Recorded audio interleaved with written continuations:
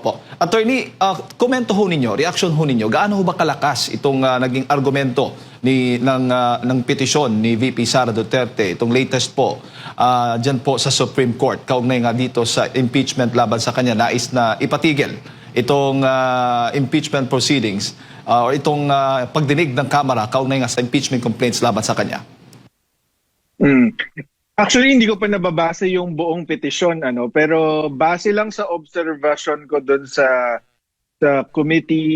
Justice Committee hearings na napapanood natin, tingin ko malakas kasi yung ginagawa ngayon ng Justice Committee, naghahanap sila ng ebidensya.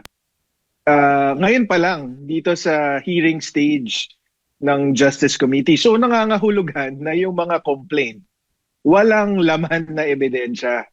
So hindi dapat ganoon kasi yung proseso eh. Dapat nauuna yung ebidensya bago nila susuriin kung kumpleto ba ito or sapat na ba ito para matransmit sa Senate.